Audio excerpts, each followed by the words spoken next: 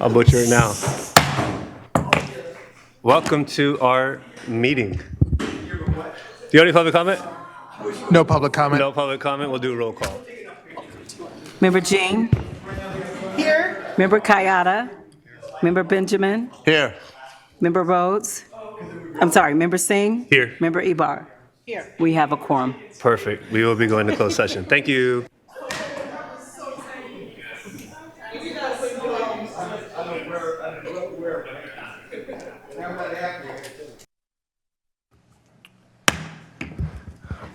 All right, welcome everyone.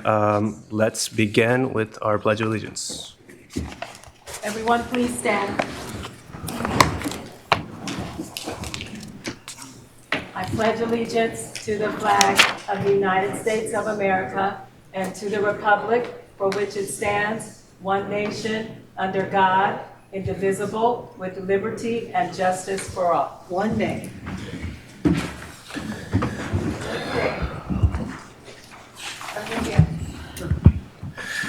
All right, moving on to our broadcast statement.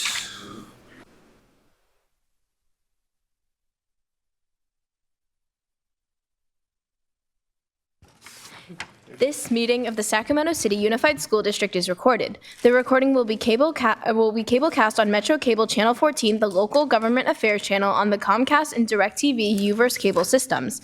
The recording will also be closed captioned and video streamed at metro14live.saccounty.gov. Today's meeting replays Sunday, May 4th at 9 a.m. and Monday, May 5th at 12 p.m. on Metro Cable Channel 14. Once posted, the recording of this meeting can be viewed on demand at youtube.com/metrocable14. We welcome members of the audience to address the board. Please complete a speaker form which are located in the back of the room and give them to our communications representative along with any handouts you may have for the board prior to the conclusion of the item's presentation. Please speak into the microphone when addressing the board and state your name for the record. Please limit comments during public comment to items that are not on the agenda. If you do comment on an item that is listed on the agenda, we will ask that you please defer your comments until your item comes up on the agenda. Please also either turn off your cell phones or place them on silent mode. Thank you so much. The next item is Stellar Student, and today it's my pleasure to invite our Stellar Student here today. So I'm going to ask Anya to please come up along with her family and our dear principal, Mr. Dixon.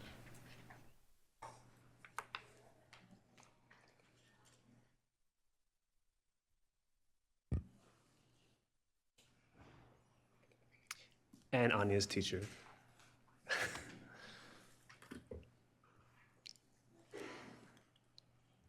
Thank you. So I'm going to read a statement written by Ms. Williams. Anya Seth was born and raised in India until the age of 10. As a young girl, she only knew how to communicate through gestures, her own form of a sign.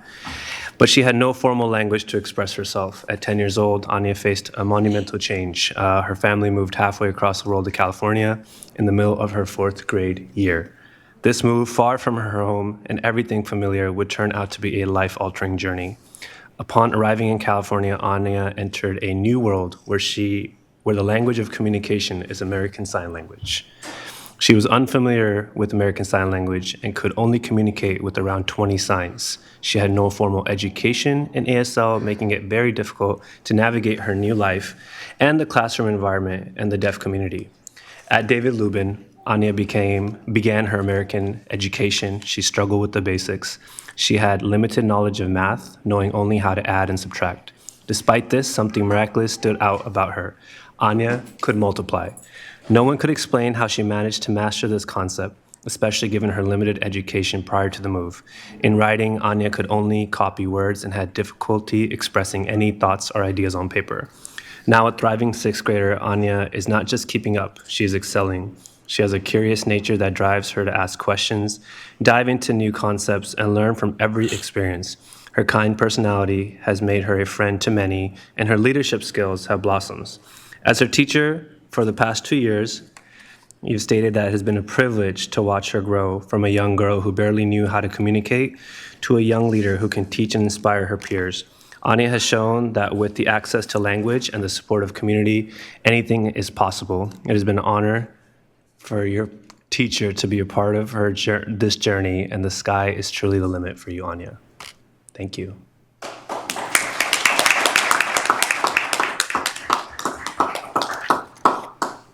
I'm going to see if anyone wants to say some words, or at least even translate for us. I'm her teacher, and for the past 2 years I've had her in my class, and I've never experienced a student like Anya. Never.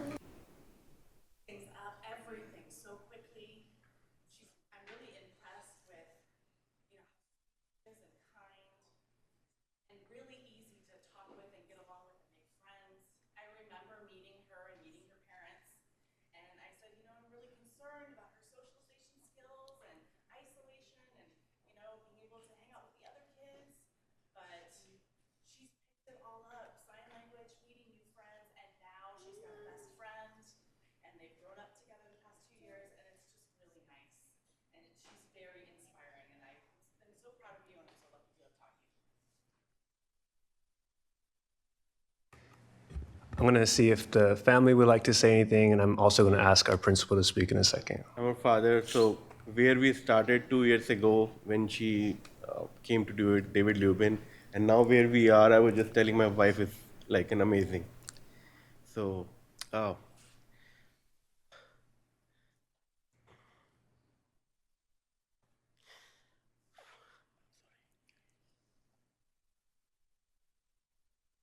you for the support.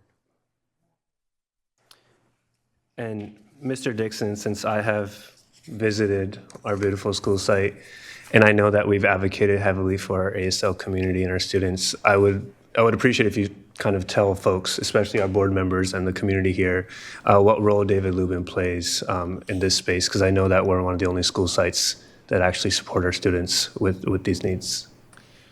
Yeah, it's an incredible privilege to support the David Lubin school community as its principal. We look like our great city. We're black, we're brown, we're white, we're deaf and hard of hearing, we're students with autism, and we think kids learn best when they learn together.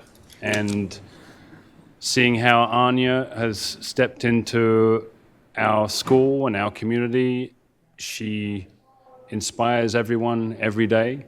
This is the reason we do what we do, so that we can cause learning in our students and set them up for a life of choices. And Anya gives so much, asks for nothing in return. She's always positive. She's always asking questions. It's as if the thirst for knowledge built up during the years she was without education, and now she just floods our space with that thirst and inspires everyone she's around, including everyone at this podium. So it's our very great privilege to support her. And thank you, Jasjeet, for shining a light on this student and for being a great friend to David Lubin and our Deaf and Hard of Hearing program. We appreciate you and your support, and this is what it means to us. Thank you for this opportunity. Thank you.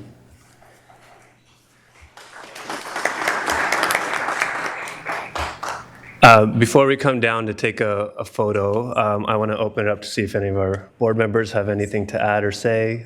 Please feel free to add any comments if you like. Otherwise, we'll come down. I feel inspired I will share that I feel inspired by your story. As a woman, I'm faced with challenges too. And as a woman of color who represents my constituents as a school board member, I am very inspired by your just tenacious, just will to want to learn, but also turn into a leader is what I hear. And so it's just nice to be able to express that. You're inspiring adults as well, not just your teacher, but us as a system. So thank you for sharing her story with us. I appreciate that. All right, so we're going to come down and take a photo and also present a certificate to Anya. So give us a second.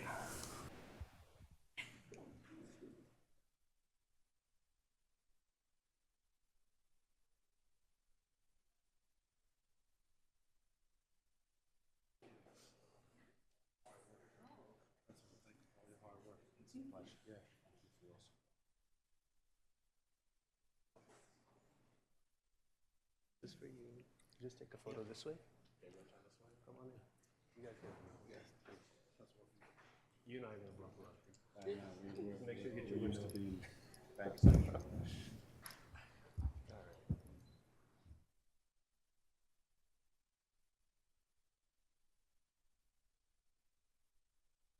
Thank you, everyone. Thank you. Thank you so much. I appreciate you. Thank you. This is a very beautiful way to start the day. It is. This is what it's about.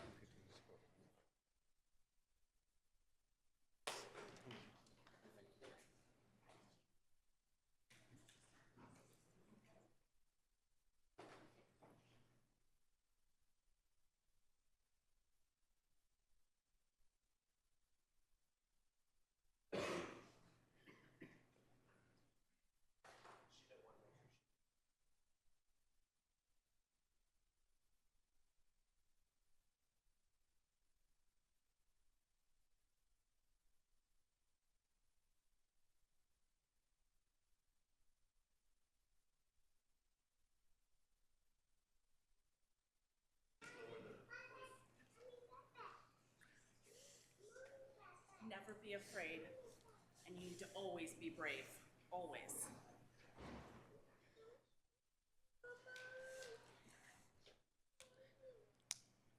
Try to find new people, new opportunities, people that are nice, people that'll help you.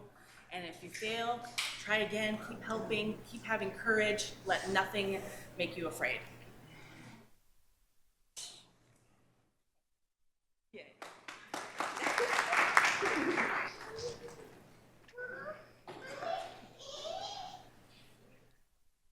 Sign. Yep. Thank you.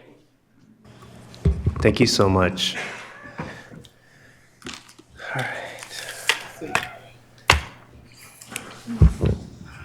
With that, we're going to move on to announcements of action taken in closed session. I'll pass it off to Anne. That's a tough act to follow. Yes.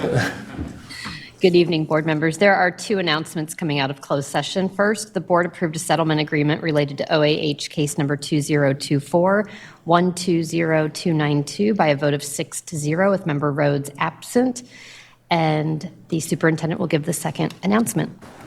Thank you. I am pleased to announce that the board approved the following appointment by a vote of 6-0 with board member Rhodes absent. The board approved the appointment of Sarah Munn as principal of Cesar Chavez.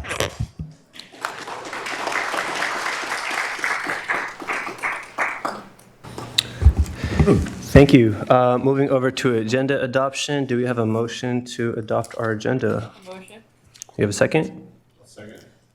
Who seconded that? All right. All in favor? Aye. Aye. All right. Thank you.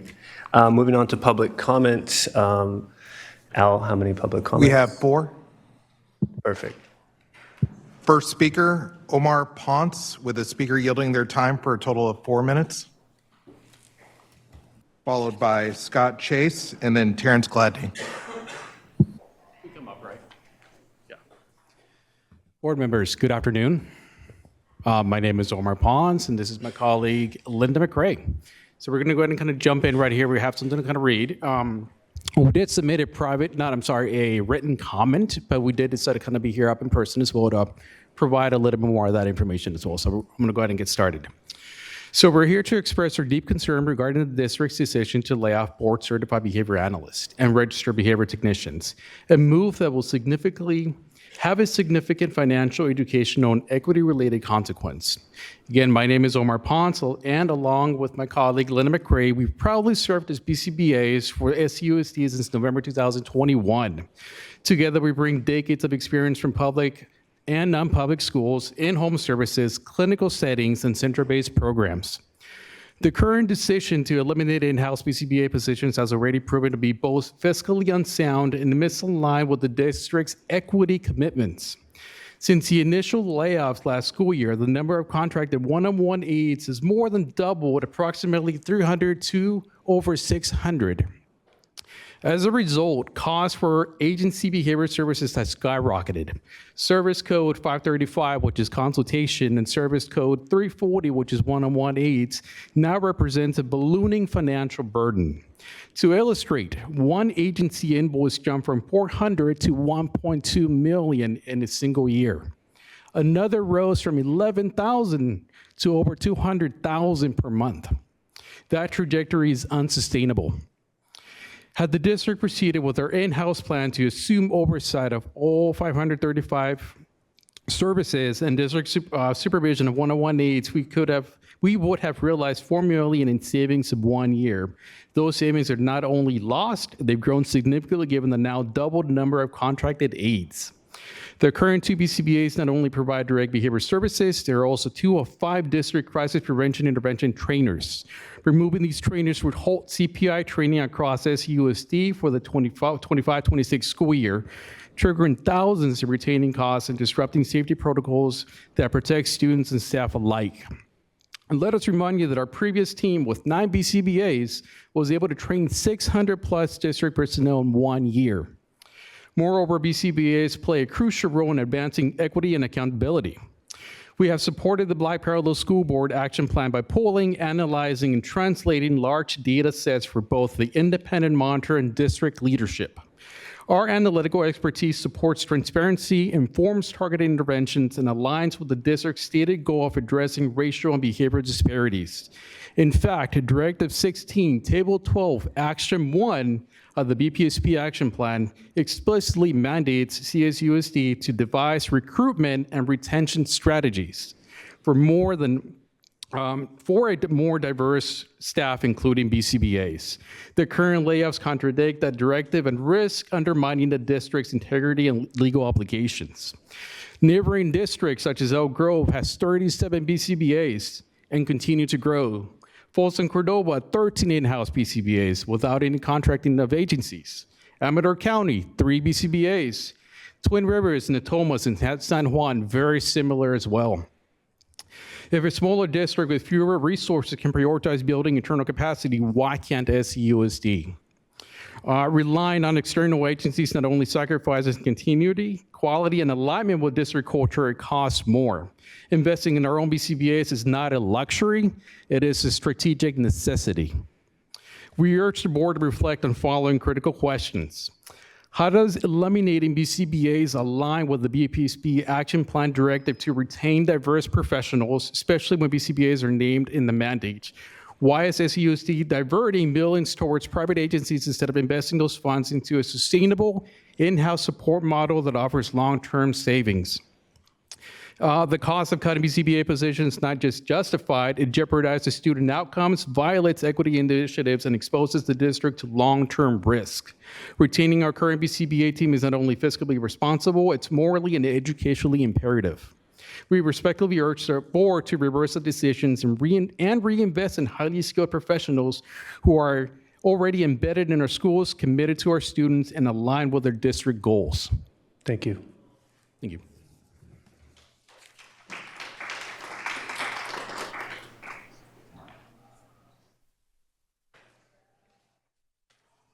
Good evening, Superintendent and board members. My name is Scott Chase.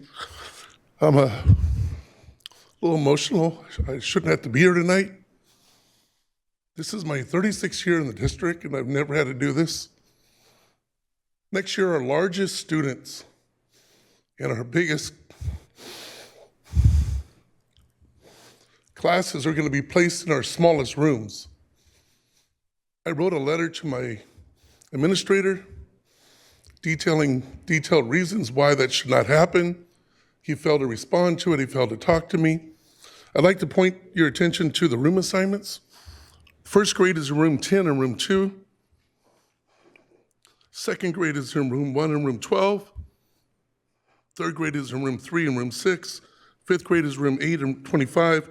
Sixth grade is room 7 and 25. Our special day classes are room 4 and 11. No classes are next to each other except for kindergarten and pre-K, TK. This district is the 7th largest district in the state. We serve 47,900 students at 81 sites. We need to use our school facilities to meet the needs of our students. When you place large students in a small space, it affects their academic achievement.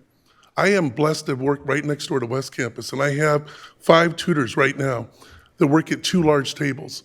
The plant manager has told me he doesn't believe it will pass fire code if those tables go in my room. Not only that, but our social and emotional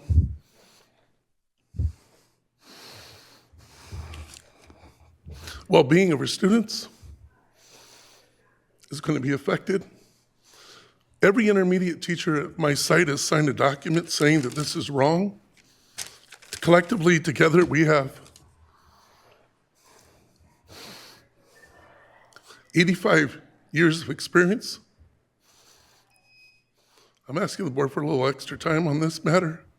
I believe that this is going to adversely affect not only the academic achievement of my students, but their social and emotional health, and also their safety. The rooms that we're being placed in are designed for 20 students. They have 20 cubicles. They only have 1 door. So if you look at my present class right now, I have 32 students. Sometimes I have 3 high school tutors, plus myself. That adds to be 36 students placed in a room that's designed for 20. My present room is one of the largest rooms in the district. I'm in room 3. It's a permanent room. It's designed for 33 students. It fits the caseload that I have. And I'm inviting every single board member to come visit my class, see it for yourself. You would say that my room is not oversized, but it's adequate. Taking my current caseload of students and placing them in a small space is not going to reach their academic achievement, and it will affect their safety. My room has 2 doors. The last statement I'm going to say is that we're in charge of some things. Some things we're not in charge of. We're not in charge of their social, emotional well-being sometimes, the way they come to us. We're not in charge of their language. We're not in charge of their economics. But we can use our facilities to meet the needs of our students. And I'm imploring you to do what you can to not let this happen. The largest students in the biggest classes should be in the biggest classrooms. Thank you for listening. Thank you.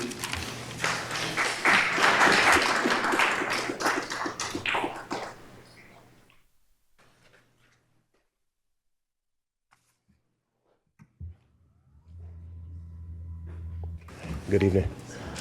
I am Terrence Gladney, the founder and director of the Terrell Christopher Gladney Memorial Academy, and we have over 15 years providing cradle-to-career direct services and programming to youth and young adults in this district.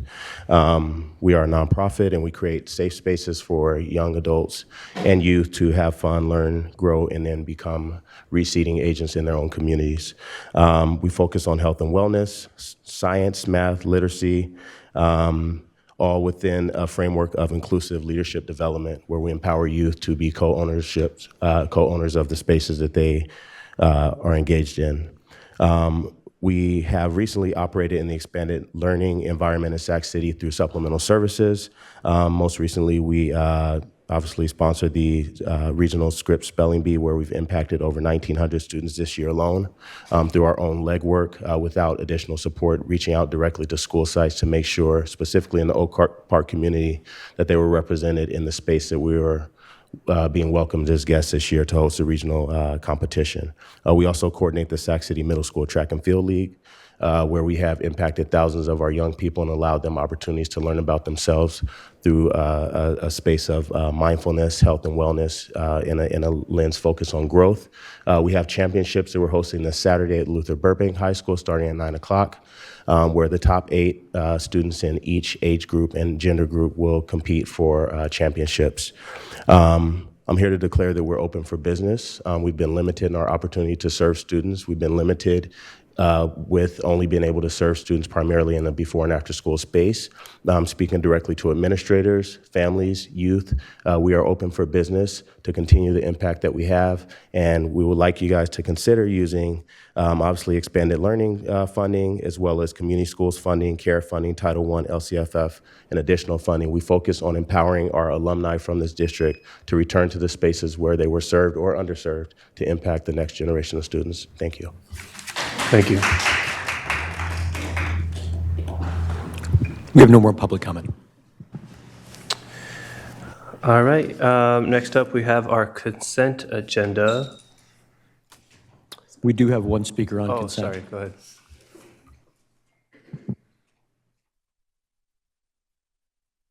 Okay, just stayed up here. Just really quickly, I want to comment on the field trip to Europe for 8 Miwok students. First of all, congratulations to those students. It's a tremendous opportunity. As I sort of peel back the layers of it, though, and I see this fully parent-funded, I question if it's actually a school-aligned activity or if it's just an early summer vacation. I would like to remind you guys, through my 15-plus years of serving youth in the summer space, I have kids that live less than half a mile from the Sacramento River that had never been there before. We provided them an opportunity to do so.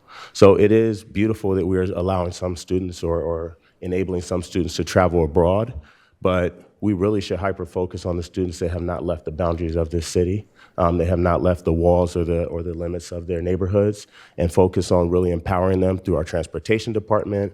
We're doing great work in community schools. We need to figure out how we can expand those and scale those so that every student has the opportunity to see the world beyond Sacramento. Thank you.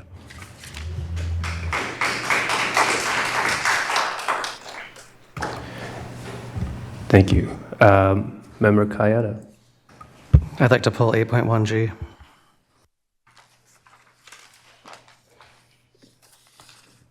All right.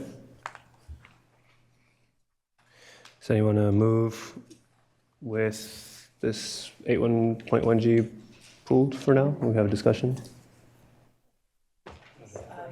Should we have? Yeah, we can do that first. We can come back to this.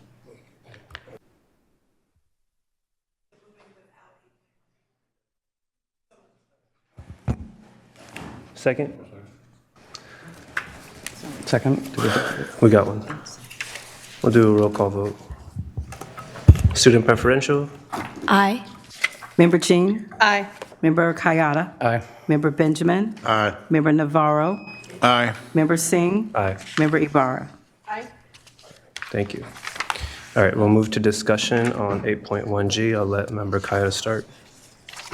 So 8.1G is a resolution regarding board stipends, and this is essentially allowing us to give an excused absence to a member who isn't here.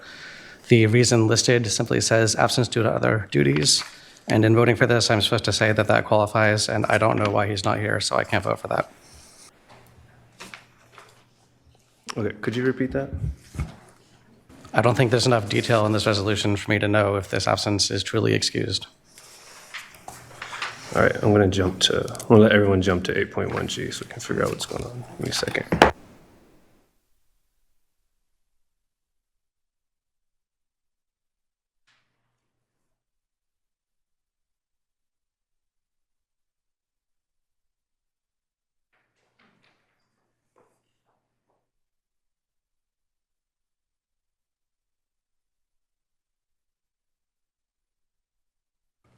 So you are, just to clarify, just so everyone knows, we're on the back of the second page is where the rationale is for the absence due to other duties.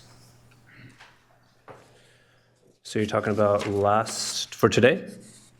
You don't feel like you have enough information on his excused absence? Yeah, that's correct. So I'm going to pause. I don't see anything in here that requires us to, do we have to, if it's a hardship deemed, I think there's a little bit of a trust factor, so I just want to be careful on this. Like if I don't know if I can ask what his hardship is or what his reasoning is, unless you have reason to believe you know what the hardship is. I have absolutely no idea. So I would just feel like with this category, there should be some context. Like, if you're sick, I don't need to know why you're sick, But there's no obligation for for anyone to state if they're sick and why they're sick. So we're kind of guessing here. So can I get some clarification? Go ahead. What exactly?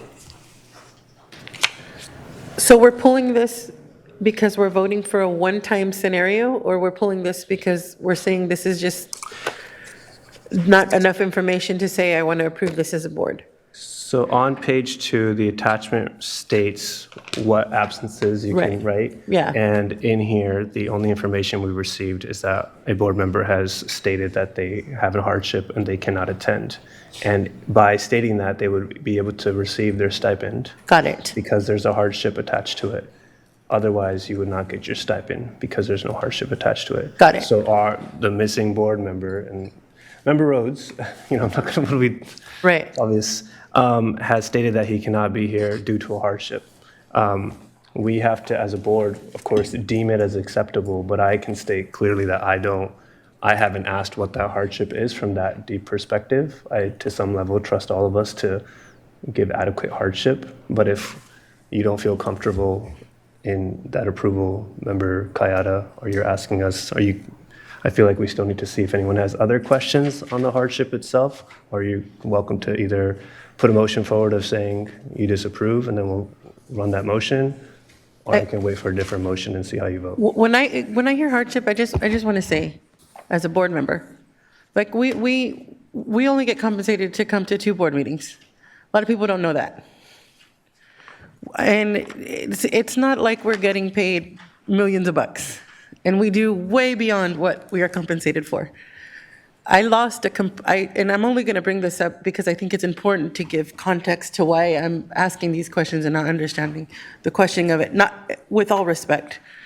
Like, we all are conscious of the work that we put into it. So if one of you says you have a hardship, I'm just going to trust it. President Singh, Yes. would you like me to clarify for the board? This language comes from the Education Code. So when a member is absent, the board, in order for them to get paid, they have to approve by resolution and that's where the hardship language comes. So it could also be illness or jury duty. One of the stated reasons is due to a hardship considered acceptable by the board, which is the language that you see in your resolution. I mean, So, anybody have any comments before I speak again? Okay. I think it's important, I think it's fair, I think it's important for the public to know that the board we receive a stipend of roughly $800 per month to be up here. So I am also in the same boat. I understand the concern, but if someone has said there's a hardship, I'm going to go ahead and trust it until, at least in my purview, start to see abuse of that, and understanding that the funding that we get is from public funds, and $800 is still $800. It's not $0. So I respect that, but I don't currently see any abuse of it. All of you are oftentimes always present, and I respect that, and I appreciate, and I also know that it's really difficult to make it to every meeting, and I appreciate you bringing it up, but I'm going to wait to see again if you have a motion to put forth. So if the board thinks that this is enough detail, I mean, I don't want to cause Member Rhodes, given that this was not something we talked about in advance, but I just would really like to think that, I feel like if I were to go to work and say, I'm sorry, I can't make it today, that wouldn't be the end of the conversation. It would be like, why? That's it. So I'll just move it then. You want to move to approve 8.1G, or you want to move to not approve 8.1G? Move to approve. Okay. All right, we'll start with the student preferential vote. Aye. Member Jean? Aye. Member Kayada? Member Benjamin? Aye. Member Navarro? Aye. Member Singh? Aye. Member Ibarra? Aye.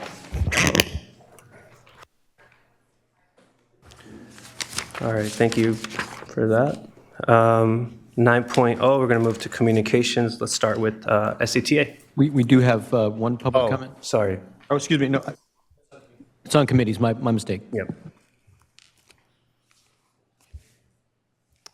Coming up, Vicky.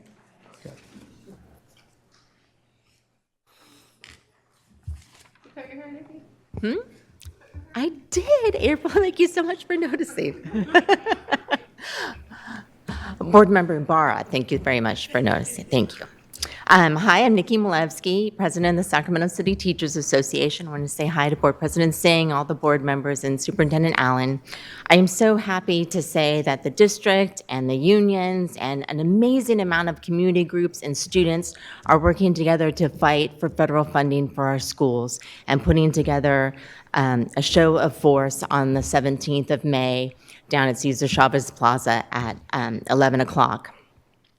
Not a lot of people understand what that federal funding does for our public schools and understand the cruelty of the federal government's thoughts to cut this money. We're talking about money that comes for our students for special ed. We're talking about money that comes for our impoverished kids to go to preschool, which we know is a huge head start for them in education. It is money that comes to give some direct services to our students. It is money that feeds our students that are food insecure. And we were just so impressed to learn that our school district served over 7 million meals last year to students in need. And to have those things cut is just cruelty. It's insanity that the federal government would consider saving a buck by cutting those funds for kids. So we want to implore everyone who can to join us all at Cesar Chavez Plaza on May 17th. We will have wonderful commemorative posters by our very own Chico Gonzalez from the Met, featuring one of our students from the Met, and it should be a great event. So thank you very much, and I'll see you there. Thank you, Nikki. And that poster is on our website, Instagram, everything. So thank you. It's everywhere. Thank you. SEIU, TCS, Teamsters, UPE. All right, 9.2 District Advisory Committee, Student Advisory Council. Oh, wait, do we have any comment on this? This time we do, yes. Okay. We have Aaron Leone with 2 cards and a total of 4 minutes.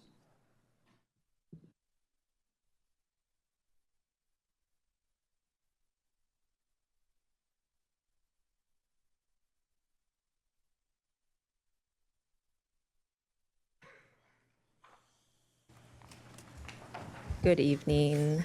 I'm Erin Leone. I'm a social science teacher. I'm a historian. I am SCUSD's Teacher of the Year, generational alumna, and most importantly, I am a student advocate. We are here this evening on behalf of the Alliance of Anti-Racist Educators, our students, and our school communities. Last summer, some troubling stories came to light in our school district. SACB published 2 stories about a racist outburst that I witnessed in my first year teaching when a teacher stared me down, shouting the N-word several times at a staff meeting while recounting a story in which she told another student that he was this word for disrupting her class. Another racist incident was published in which a biology teacher administered a final exam in which he named students by first and last name, claimed that students' racial identities were biological, and perpetuated centuries-old pseudoscience and racial tropes, claiming that Black people have a pimp walk gene. When these stories first came to light, the public was outraged. Dozens of educators from across the district came together to share similar experiences of unchecked racism and harm that was being caused on their campuses. Recognizing the harm in this pervasive culture of racism, we recognize the effect that it has on our students' psyche, as well as the effect that it has on the retention and recruitment of teachers of color. We decided to take action. The Alliance of Anti-Racist Educators drafted an accountability and restorative justice policy proposal. Our proposal was intended to establish a policy to address harm that was caused by educators and to make a commitment to restoring harm that was caused by educators. The proposal received support from educators, administrators, community members, leadership at SCOE, SEIU, SCTA, the Black African American Advisory Board, local and international restorative justice experts, and many of you on the board. Now, more than ever, considering our current socioeconomic and political climate, our district needs to take a stand and set a precedent that shows that harmful and racist educators will be held accountable and that our district will work to restore harm when it's caused. To date, no steps have been taken to repair the harm that was caused by those educators who went viral last summer. 9th graders moved on to become 10th graders without unlearning the foundational pseudoscience that was taught in their biology classes. And because our district lacks a culture of accountability and restorative justice, more teachers have become emboldened. We have had new incidents of teachers using the N-word in classrooms in front of students, taking a week of paid leave and then returning to their classrooms full of Black and brown students without even acknowledging the situation or their absence. We have normalized these kind of experiences for our students and our staff. And it is through experiences like these that racism and power dynamics are socially transmitted into the psyche of our students, and our students deserve better. Although we have been advocating for an accountability and restorative justice policy, this board voted to approve a restorative justice committee. We remain skeptical that the role of this committee is not to actually create systemic change, which is what we're asking for, but a performative measure to appease and stall real progress. And your silence is proving that skepticism valid. Since this committee has been approved, we have reached out several times through email, phone, and public comment to get insight about this committee, and our questions have gone unanswered. So we were sent here this evening to get answers. We would like to know when this Restorative Justice Committee is going to be formed, what that formation process looks like, and how we can be a part of the conversation. Thank you. We can't respond to that, but Why? because that's not how the parliamentary procedures work. But once you are done at the podium, I'm going to get out of my seat and come chat with you, if that's okay. Why can you not respond to an item that is on the agenda? Because you're making a comment, a public comment on the We've item. sat in these meetings and heard you respond to comment in situations like these. So I'm just curious why we cannot today. So we've never responded if someone's providing their public comment. It has to be agendized on this end. So if there is an agenda item that spoke specifically about the committee, which we did, and then we were able to speak somewhat openly about that. So you're providing a comment on under this. I know it sounds, it's just the way it is, but you're providing a public comment. So all we can do is listen to your public comment, but it's not an agendized item, so we as a board cannot discuss the item unless it's agendized. Can legal provide any insight into the process of forming committees since that was voted on by the board? The board approved forming a committee, and typically the board will come back and approve the appointment of members to that committee at a future board meeting. What does that time frame typically look like? There's no statutory time frame, and it can look like many different things depending on the makeup of the committee, the number of committees. I mean, there's a lot of factors that would go into the timing. We need something. I will literally get up once you're done and then come chat with you. Okay. Thank you.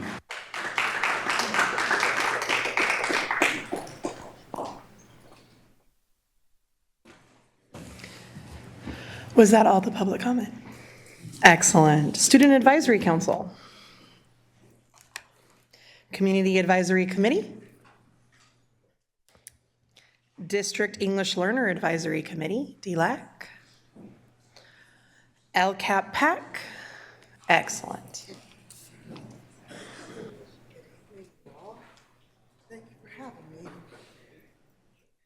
My name is Valerie Williams Crawford, and I'm a member of the LCAP PAC.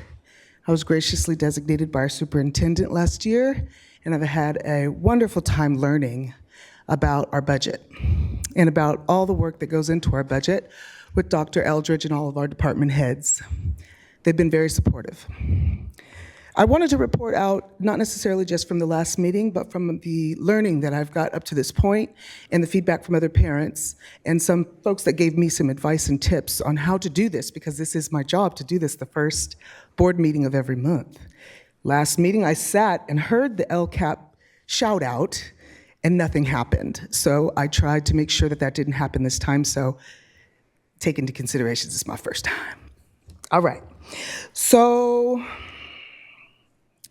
I was able to share out to my own parent-led group about the LCAP. And I didn't take it from a data-driven perspective, but I took it from a parent involvement, community engagement perspective, because there aren't very many parents there. There's 3 or 4 max. And we have a translator sitting in the back room waiting. So I took it from the approach of re-inviting our parents. And they gave feedback that it was not welcoming. So I pressed upon them to understand that maybe it's a Sacramento culture, maybe it's not just the department heads, but to try again and re-invite our parents to join the LCAP and have the valuable feedback we need from parents to authenticate the LCAP process and the corresponding plan. And that would involve the updates and the draft updates and the hearings that SCOE requires, where parent feedback is the only thing that really makes it a PAC that has true parent involvement.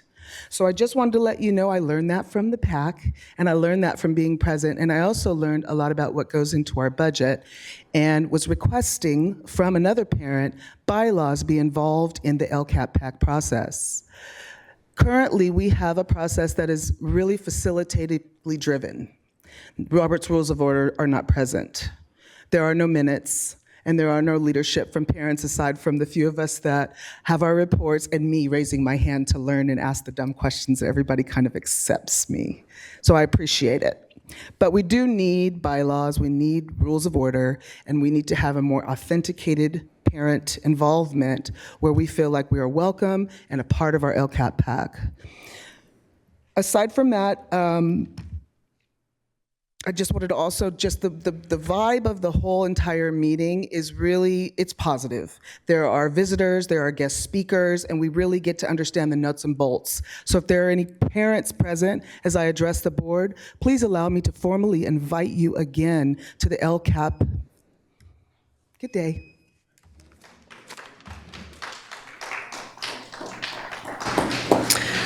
Black African American Advisory Board, BAAA. B? Terrence.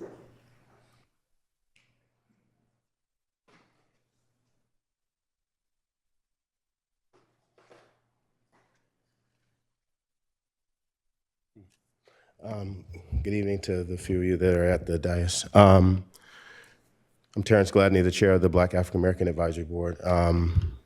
Ms. Leon did reference that, we have stood in solidarity and acknowledged the plight that she represents on behalf of staff. So I hope that conversation outside is fruitful, and I hope that at some point you guys do honor your commitment to create a committee and allow them space to address ongoing issues.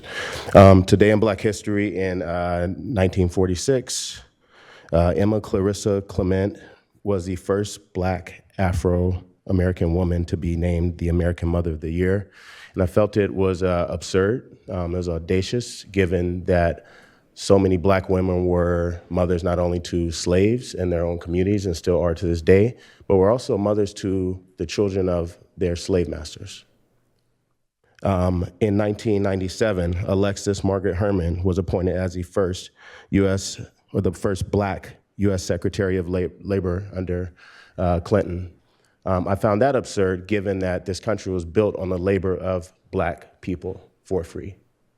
It's almost as absurd as being told by the direct supervisor of our staff liaison that giving us data and giving us answers to questions for an annual update that we have in 2 weeks from today does not meet the immediate overarching priorities of the district and therefore will not be fulfilled at this time. Given the continual disrespectful outcomes of Black and African American students in this district, that is absurd. Blacks in this country are always at the epicenter of trauma, pain, oppression, and hate. And the beautiful thing about that is being at the epicenter of something is you can see in all 360 degrees around you. But the painful part of that is that as the waves sort of ripple and you see recovery happen around you, you wonder when the repair is going to come at the epicenter. Imagine an earthquake falling on Sacramento and all of the responders focus on the outer lying areas that's been hit with aftershocks, but not the immediately affected, most impacted area of damage. Later tonight, you guys have a math update. Math in Sac City, being Black plus being in Sac City equals a higher probability of failure, disregard, and being ignored by our school board, by staff. Our children are still going through trauma every day. Our educators are going through trauma every day. Speaking to the LCAP report, LCAP members are appointed by you guys as board members. Imagine you guys as board members being elected by the community and coming here and you guys seating or having to allow Superintendent Allen to drive the meeting. That's also absurd. Thank you.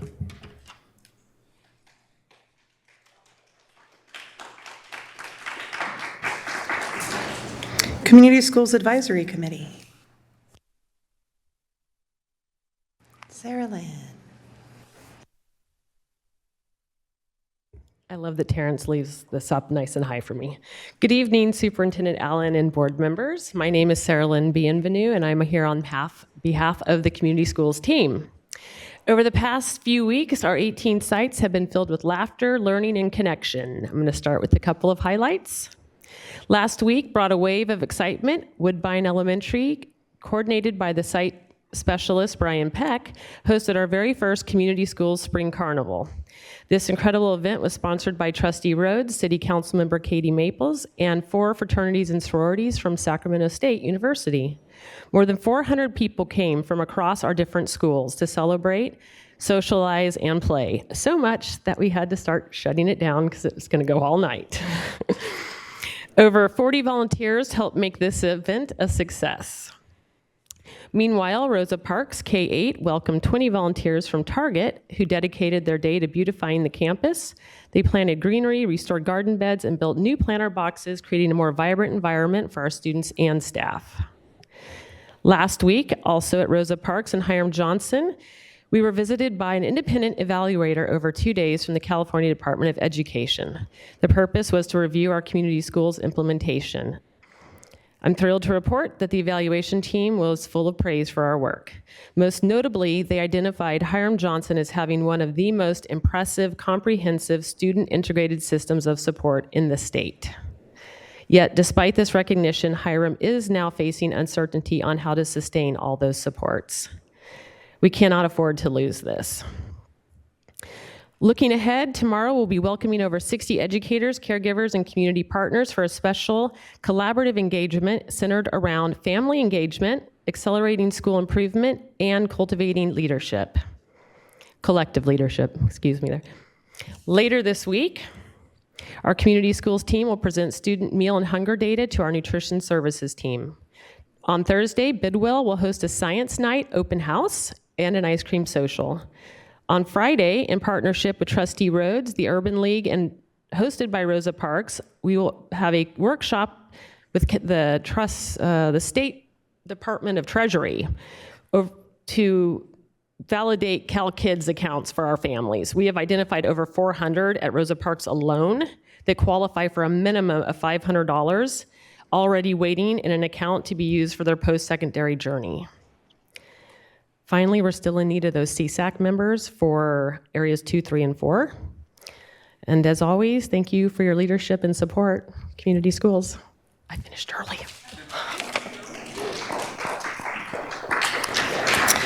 American Indian Education Program Parent Committee.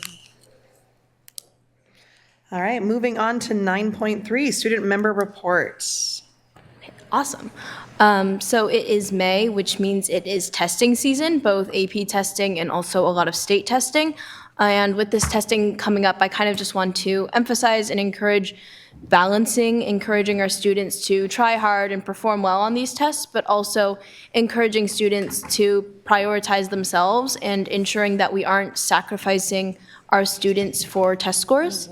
It's also the tail end of college decision season, so I want to make sure that we're continuing to support our students throughout the college application process. So that doesn't just include when students are applying to college in the fall, but continuing to support our students into the spring when it comes to making decisions regarding college, and then also applying, continuing to apply or registering for either four-year colleges or city college. Also last weekend, the Sacramento Best Buddies Friendship Walk occurred. Best Buddies is an organization dedicated to expanding the social circles of people and especially students with IDD. And it's a really great event. I wish I could have shared out about it prior to it occurring, but it helps to bring together both people with and without IDD in a fun, accessible way where we can kind of all just celebrate and have a good time together.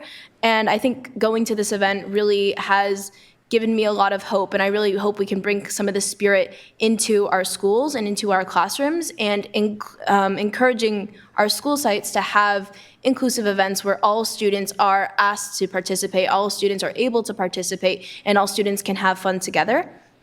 I also wanted to talk a little bit about our after-schools programs, and just talk about really how much I appreciate our after-school programs.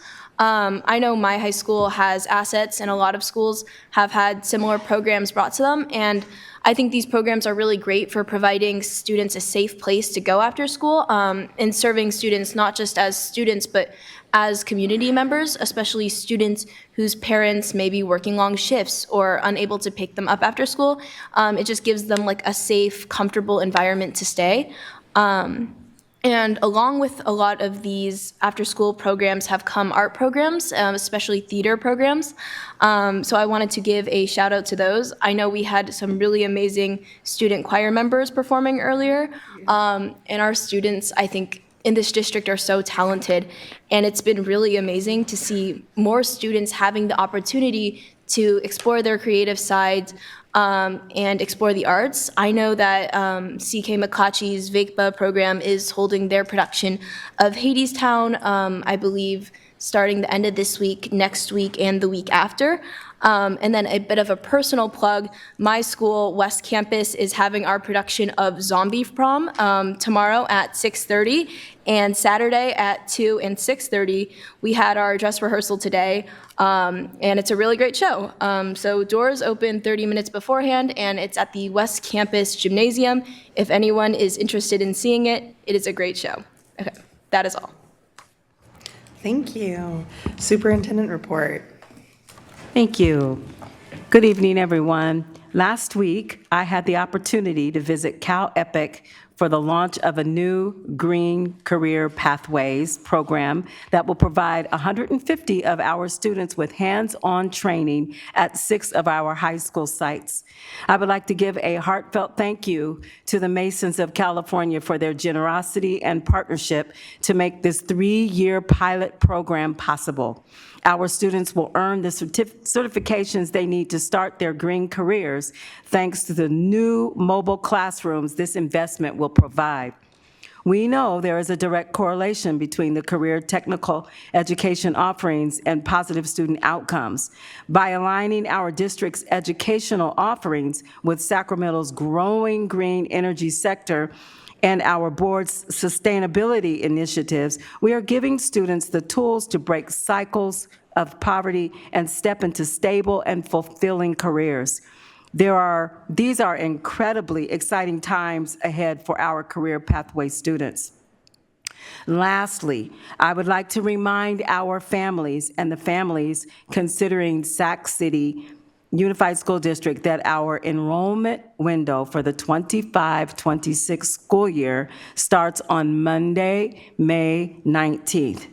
Whether you have a TK student just beginning their educational journey or a high schooler ready to explore new opportunities in our schools, there is no better time to enroll than the first opportunity. So once again, circle your calendars for May the 19th and visit our enrollment center to reserve your spot for the next school year. Thank you. I'm going to, with flexibility, push the president's report until President Singh returns and move to 9.6, information sharing by board members. Member Kayada. So a theme we've been talking about over the past few meetings and here tonight is the impending cuts and the trauma that we're receiving from the federal administration, which is putting pretty much every program that we rely on to provide a full education for our students at jeopardy. So in the spirit of trying to push back against that, this past week, Member Navarro and I were in Washington, D.C. lobbying our state representatives, as well as working with other school board members from throughout the state to push back against these cuts and to tell the stories about what these cuts mean. This isn't just a line item. These are programs that are really being affected. I have to say, keeping with some of the spirit of what's been shared here tonight, I don't have super high hopes that they're listening. The interesting thing to me in the conference was school board members from up and down the state were there. And of course, not every school board member is going to be super liberal. Many of them are, in fact, quite conservative. And yet, when we come together as California school board members, we all acknowledge the need for these programs and the benefits they have for our students and for our communities.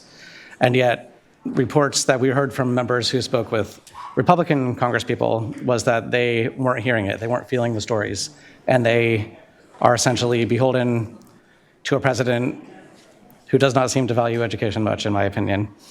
So I think it's really important, ultimately, we're gonna keep telling those stories. We fought for a couple days and our fight continues, but for you all out there, everyone listening, to continue sharing your stories, because we have to push back to keep state funding, of course, and to improve at the state level, but really we need the federal government to listen.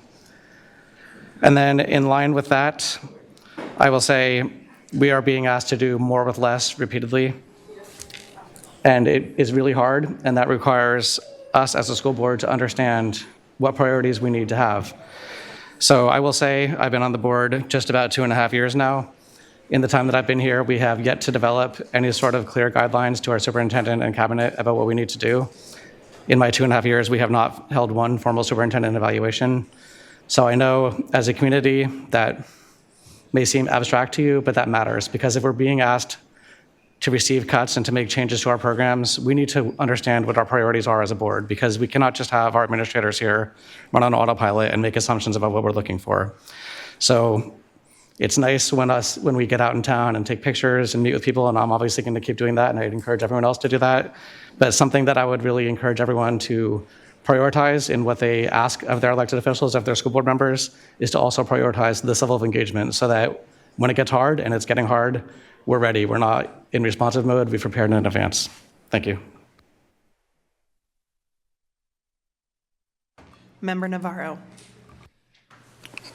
So I just want to add to what a member Kayada mentioned, is that, yeah, we were there, and there was like the highest turnout ever, obviously because of the current situation calls for it.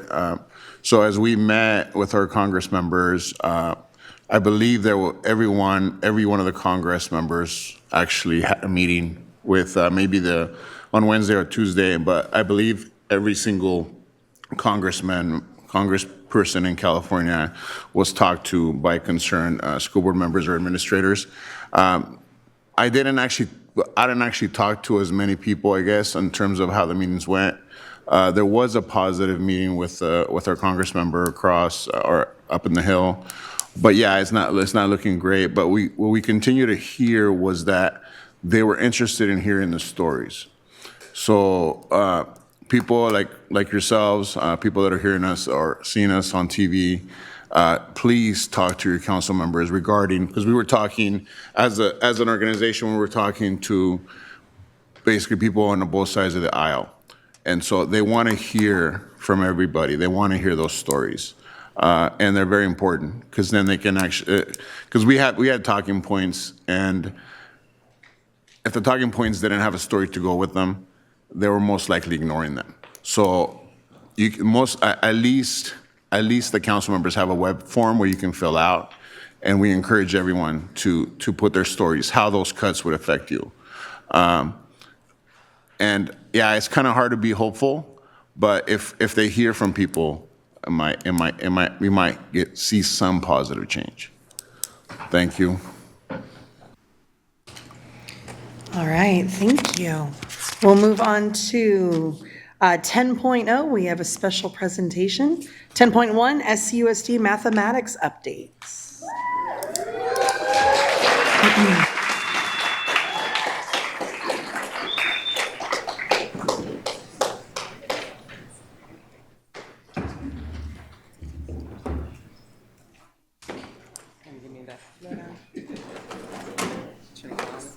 Perfect. Thank you. Thank you so much. Yeah? Hi, all.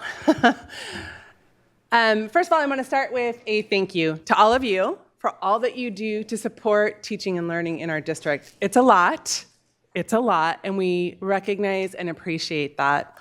So I'm Mikila Fetzer. I get the pleasure of supporting mathematics and a few other things in our district.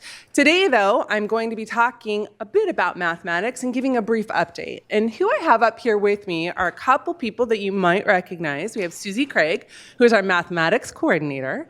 We also have Holly Kasavich, close, who is one of our middle school math teachers. And I just want to recognize that behind us, we have this incredible audience because we are going to be recognizing some of our middle school math leads this evening. So good in timing here. Cool. Yes, for you, for sure. So in this broad overview, kind of from this curriculum instruction and professional learning lens, hoping to tap into a few things. One being about the assessments and the placements that happen as a result, professional learning, as well as the instructional materials adoption process and progress. In that, I want to say that everything we're talking about here this evening is wrapped in this mathematics vision for instruction, about actively implementing the drivers of high quality instruction in all SUSD classrooms so that students are equipped to think critically, solve problems, and use mathematics in their everyday lives. So with that, let me go into a bit about what we consider to be the purpose of assessments in Sac City. With this, we look at it from this, again, curriculum instruction, professional learning view to look at program evaluation, to consider what are the needs for professional learning, and also to consider what are the placement recommendations. So with that, I'm going to show you a few things here, high-level view, and I invite you, if there's anything that you have questions about or you want to know more about, we'll take a note and happy to provide that for you. Hopefully this particular image is familiar to you. It is from the California Mathematics Dashboard. It is what we're looking at, a summative result. Here, what I want to highlight is that we did increase in the area of mathematics. Now again, 2024 from the dashboard, we increased, and that's what we want to see. So in the area of mathematics, we've moved into yellow. If we consider that then student groups, we are always drilling down in the data, looking deeper, looking further, right? We see not all of our student groups are in that yellow or what we hope to see in, if you look across the performance, we want to see that high and very high performance. We're also focusing consistently on the student groups that are in the local control and accountability plan, or the LCAP, constantly looking at where they are. We also then are looking at how many students are we assessing and how broad is this spectrum of what we're looking at. Because notice here, this is grades 3 through 8 and grade 11. It's not all of our students. Therefore, we have to look at the local level.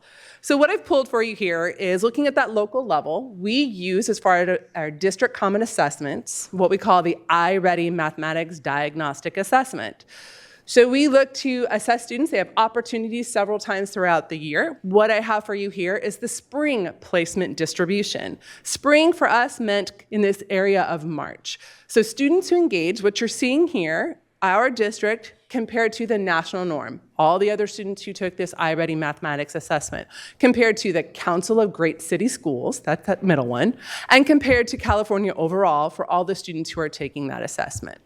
So in our district, we can see that we had just about 13,000 students taking this at that K through 8 level. We, though, like to look longitudinally because when we look at that kind of data, we're considering what is that telling us the needs are in the system. And then we consider something like this. From the fall to the spring, what did we see, right? Did we see anything? So this is our longitudinal analysis. And so we look at this, there were match scores. Just over 10,000 students took the assessment in the fall and then again took this diagnostic assessment in the spring. So we have those match scores. And we drill down even further, right? We are definitely continuing to look at the various students, but the reason I bring this particular image to you is because it shows progress to annual typical growth.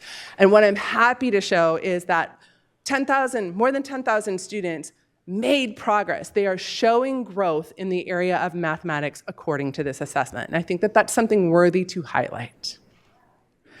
We also then use the assessments for placement. Many people are familiar with the 6th grade math placement process, as well as what happens at the conclusion of integrated math 1 whenever the students take that.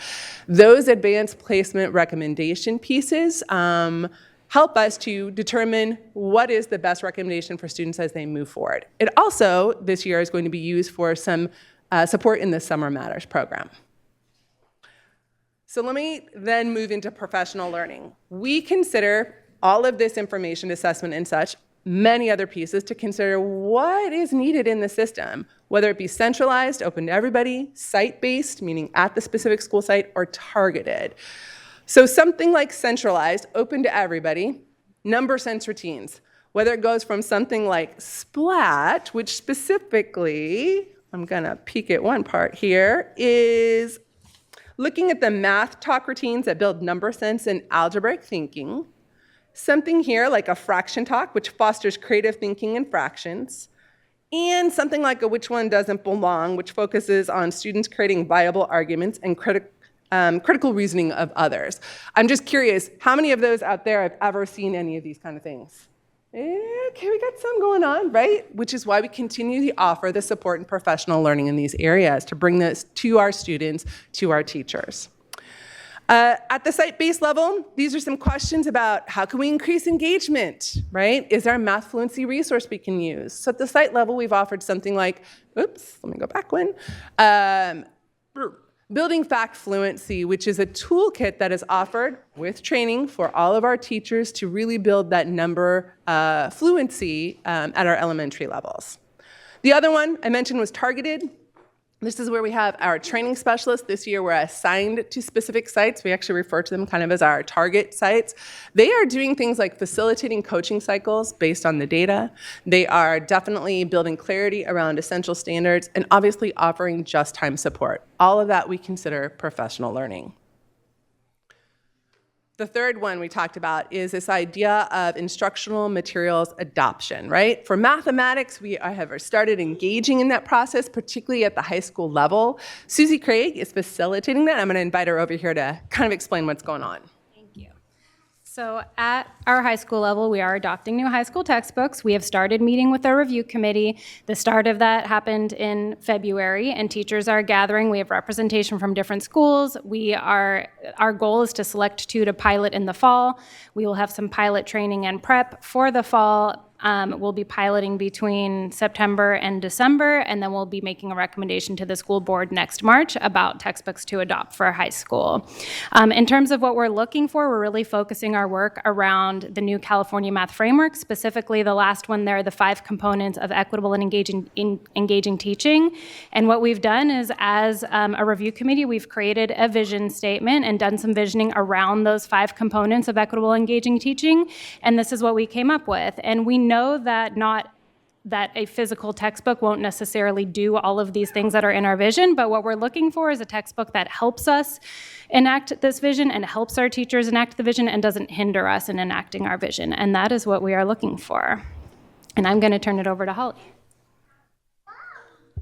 So I've had the pleasure of being on this committee, being a middle school teacher, teaching a compacted Math 1 class this year and last year, and it was great to work with all the different teachers from different levels to evaluate all the materials and see what would fit the needs of not only high school kids, but kids that are in 8th grade in an accelerated course to have fluidity as they continue on through high school and beyond to be successful beyond high school.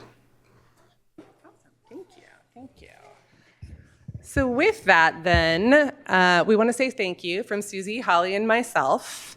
And if it comes in, come on. There you go. Get ready for you to meet our middle school mathletes, the students, their families, and our coaches.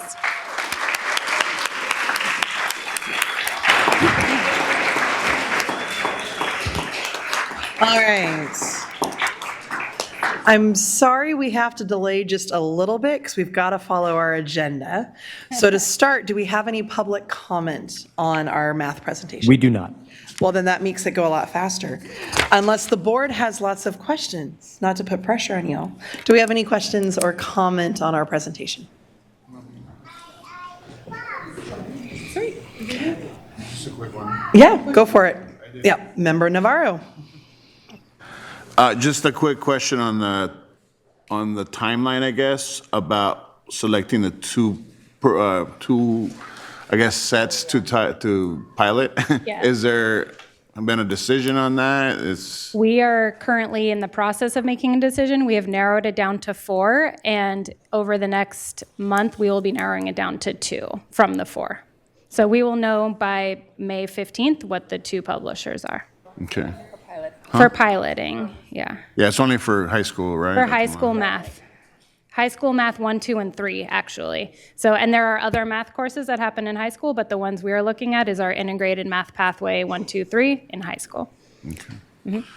Can we have the names of those 4, or do you don't know right now? You can't. We can't find out about. Okay. How to try. I just want to make sure that you understand as well that this process then will continue to flow with the other high school math courses, and then we will begin that process with our K-8 or TK-8 materials. So we started with high school, but we will follow the state adoption cycle, which comes out in November for that TK-8 grade band. Yeah. Thank you. Member Chu Griffith. Cool.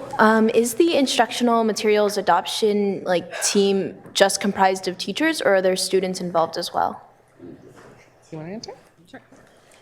There are not students involved in this part of the process of reviewing, but for the piloting part, which we're doing in the fall, once we're actually trying the materials in classrooms, there will be a student component of feedback and parents as well. Parents, community members, and students will have opportunities to provide feedback. Okay, awesome. Thank you.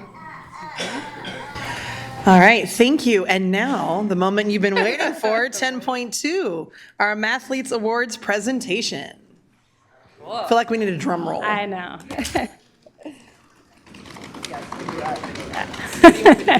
No, you can just stand there. Okay.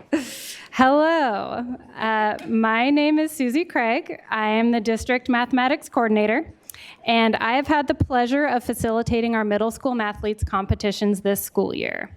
We invite all of our middle schools district-wide to engage in mathletes, which starts with a teacher on their site agreeing to take on the role of mathletes coach, enticing students to join the team and holding practices to prepare them for competitions.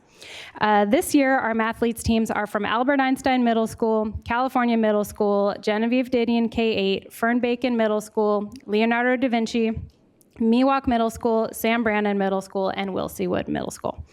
So I'd like to start by telling you a little bit about our competitions. So this year we hosted 5 competitions here at the Cerna Center in these very rooms. Every competition consists of 4 topic tests that students work on individually and 1 group test where they get to work together to solve a problem. The topic tests categories are always the same. So our categories are 1, number sense, 2, expressions and equations, 3, data analysis, statistics, and probability, and 4, geometry. We have parent volunteers who score all of the tests in real time, and each school's team score is made up of their individual student scores.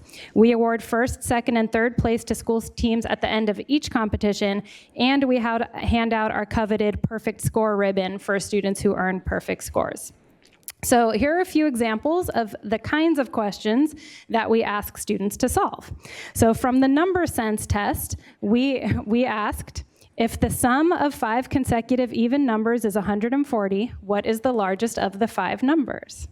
From the expressions and equations test, we asked, the quotient of 4 and 2/3 of a number is equal to 1. What is that number? And from the geometry test, we asked, what is the circumference of a circle that has 1/4 of its area equal to 9 pi inches squared? And these are middle school students, okay? So it's a really fun and interesting puzzle for me and my colleagues to select questions that we think will be challenging yet also doable for middle school students. And it's always rewarding to see them problem solve their way to an answer and be excited about math. We had several close competitions between teams. There was actually not a clear front runner going into the final competition. Considering there are hundreds of points that could be earned over the course of the 5 competitions, in an unexpected turn of events, we actually had 2 teams tie for second place. Our mathletes coaches worked really hard to build their teams, to assign students to tests, to practice on a regular basis, to bring them to the district office each month, and to keep them motivated and on task during competitions. So before we get to our awards, I want to give a quick shout out to our coaches from each school. They are all teachers at their respective sites. I feel very grateful that they made it a priority to have a mathletes team on their campus. So they are Holly Kasavich from Albert Einstein.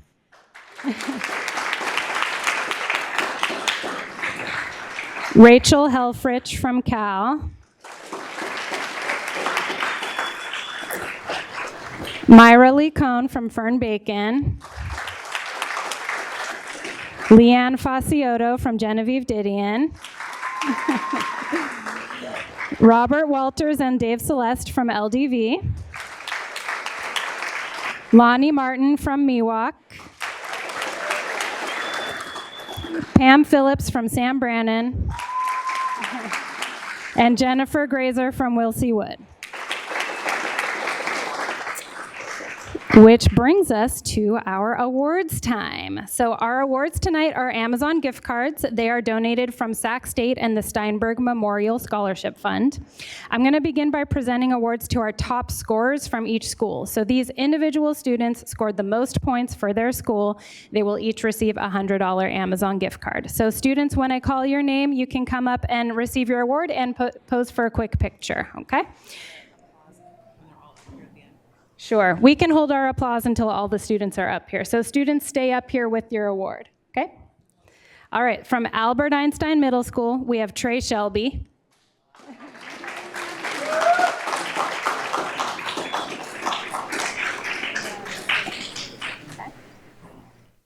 From California Middle School, McKenna Siegel.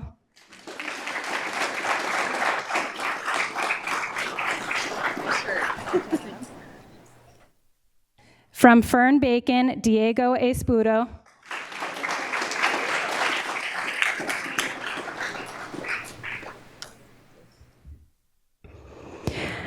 From Genevieve Didion, April Hartzell.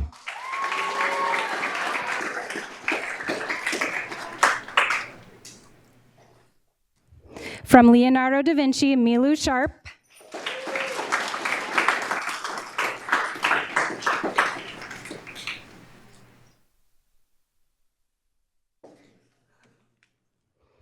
From Miwok Middle School, Callum McDonald.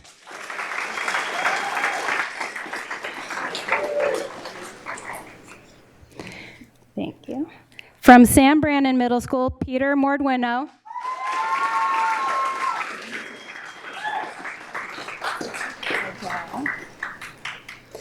And finally, from Wilsey Wood, Siho Song.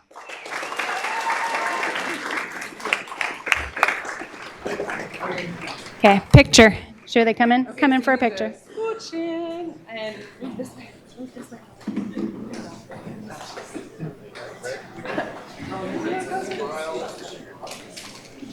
Okay, stop. Let me get out of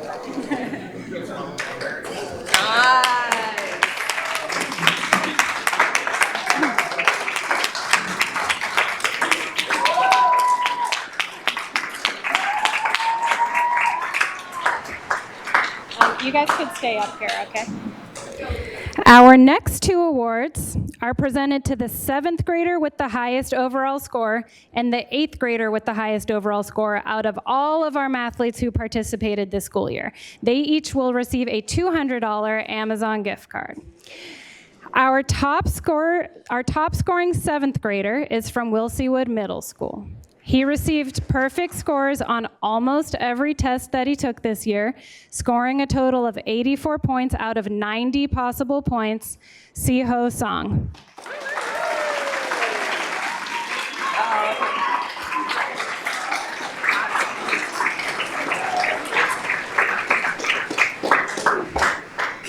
Our top scoring 8th grader is from Miwok Middle School. He received perfect scores on every Mathletes test that he took, not only this school year, but also last school year when he was a 7th grader. Scoring a total of 90 out of 90 possible points, Callum McDonald.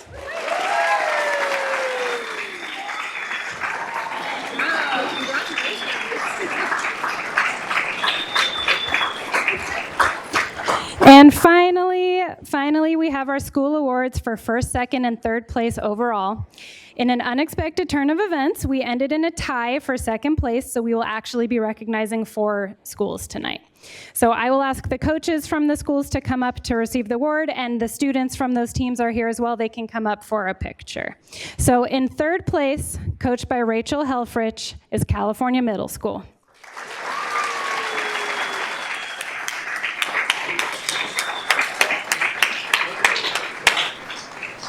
In 2nd place, coached by Jennifer Grazer, Wilseywood Middle School.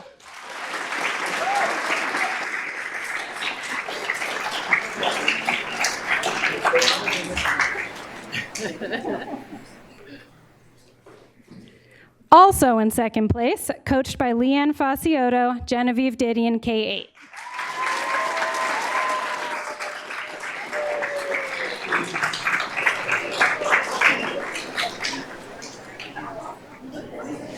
And in 1st place, coached by Lonnie Martin, is Miwok Middle School.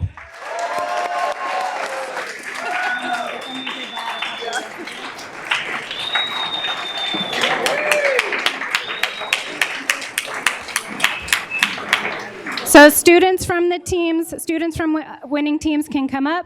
I just want to say thank you to board members, Superintendent Allen, for listening, recognizing our students, schools, and teachers. Thank you, families, for coming out to celebrate. Thank you. Thank you.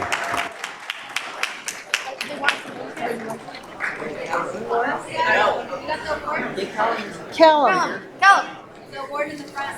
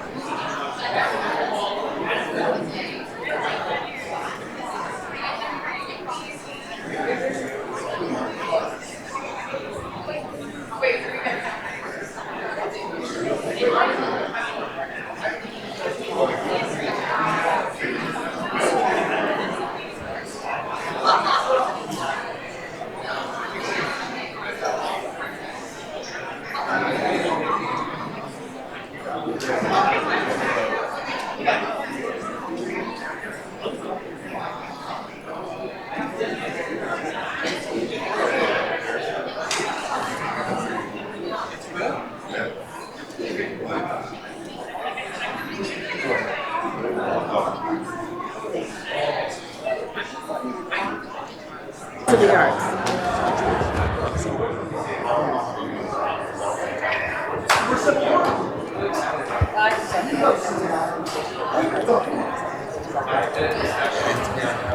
All right.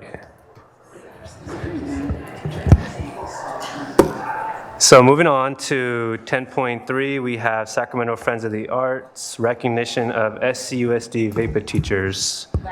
VAPA, not vape, because vaping is bad. No vaping teachers. VAPA teachers. All right. You can say VAPA or VAPA. I change it mid-sentence.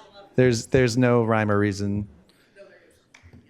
Got it? All good? All right. Good evening, Superintendent Allen and board members. My name is CJ DeAngelis. I'm the Visual and Performing Arts Coordinator for the district.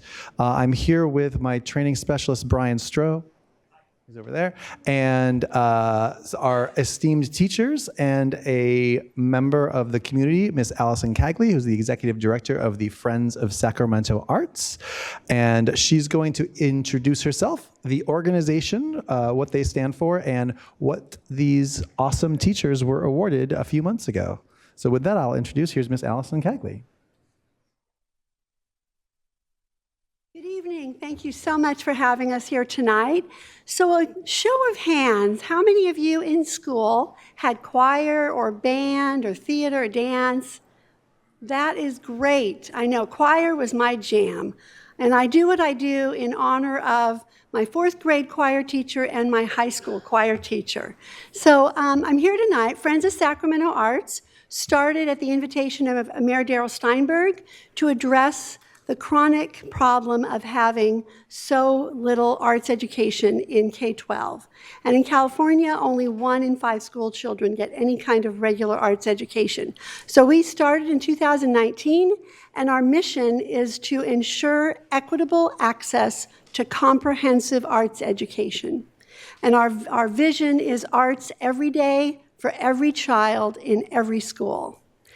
So and we are a regional organization. We work in 4 counties, and we're also working on a statewide basis to fulfill the implementation of Prop 28, working with Create California, California PTA, CDE, and the California County Superintendents Association to look at permanent funding through Prop 28 as a start to arts every day for every child in every school. So back a couple years ago, I realized our teachers don't get the recognition that they deserve. And so we started in 2023 what we call the Heroes of Arts Education Gala. And you have the program from this year in front of you. And we recognize art teachers. This year we recognized 20 art teachers from 12 different districts in 4 counties. We also had Superintendent Tony Thurman come to speak, and we recognized Letty Krause, who is the Arts Initiative Director for California County Superintendents Association. We also feature student groups performing, and part of the reason we do this is not only to recognize the art teachers, but to bring together all of the thought leaders and the folks that are responsible for education of our children to come into the room together to celebrate and recognize the academic and social emotional importance of the arts every day for every child. So tonight, we're recognizing the 2 teachers from Sac City. At the event, they got an award, and you'll see the photos there, an award, and a goodie bag with some tickets to theater. Tonight, we're presenting them an honorarium that they can use to further their arts education in their classrooms. So we're recognizing Jorge Munoz and Alan Cunningham.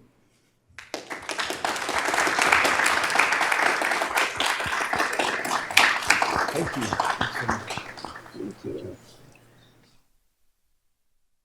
So that's it. It's a short presentation. We'd love to take a picture with the board, with the teachers, if that's appropriate. Do either Jorge or Alan want to Did you want to speak?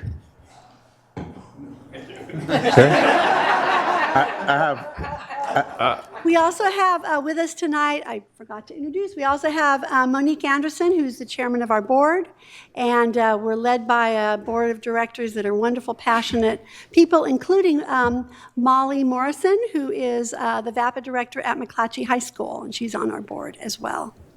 Thank you. I'm going to see if any of our board members want to click. Oh, public comment. Do we have public comment? We do not. Thank you. Mr. Benjamin. Yeah, so thank you. Thank you for your presentation, and thank you for all that you do. I am a Sacramento City Unified School District product. I graduated from Sacramento High School, so we have VAPAC. Oh, wonderful. It's huge. I was a participant in VAPAC, but so was my father. And so as a result, he became a world-renowned set designer in the theater program. He still does it. But what I want to say, too, is just how things come full circle and why this award is aptly named.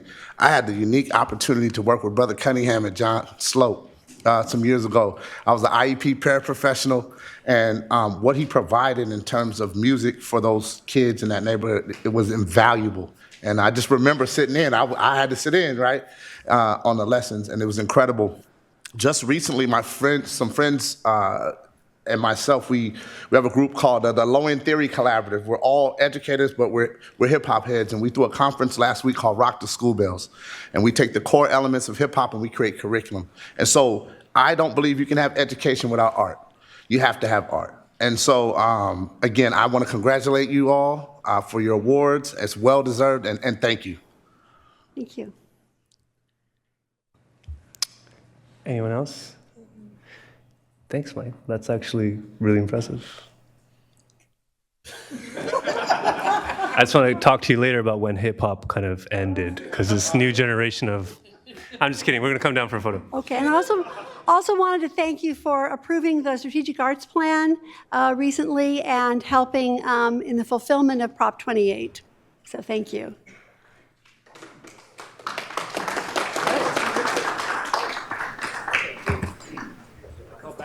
Back row.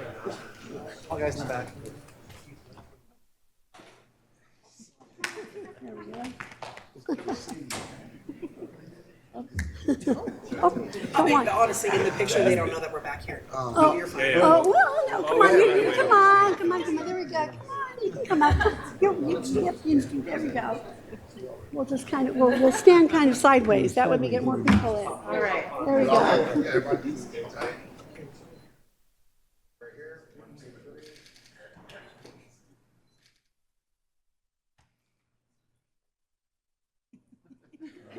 Thank you. Thank you so much. Thank you for your service. Thank you. Thank you very much.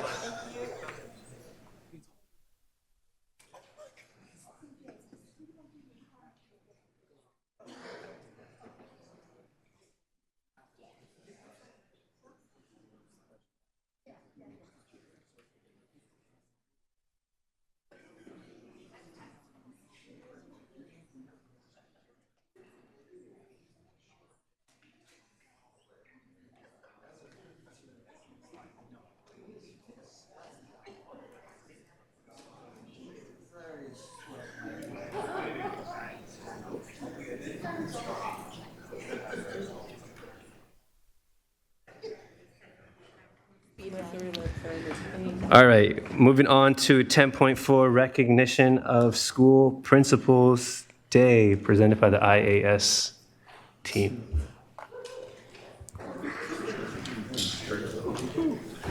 not me.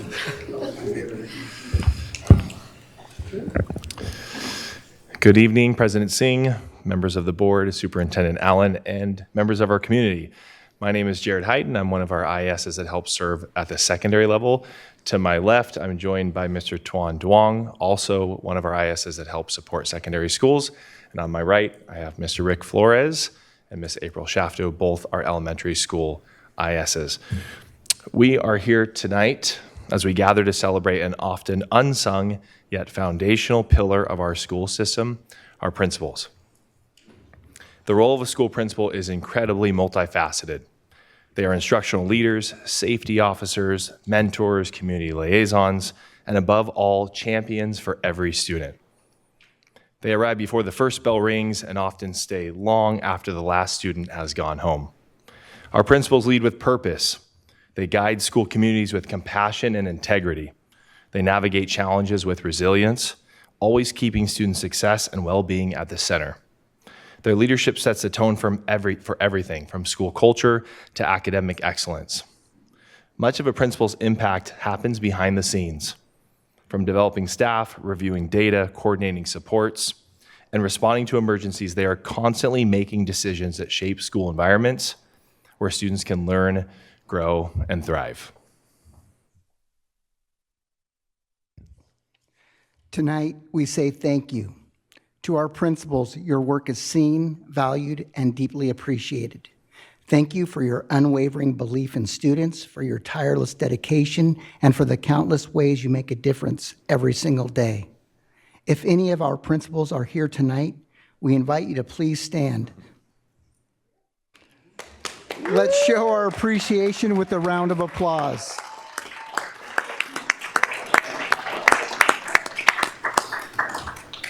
And to those watching from afar or working late at school, this recognition is for you too.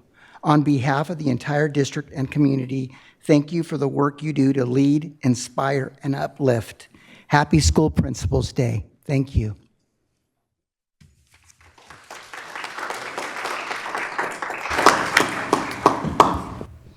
Brian, do you have any public comment? We do not. Thank you. Any comments from our board? I'm sorry, yes. Go ahead, Member Ibarra.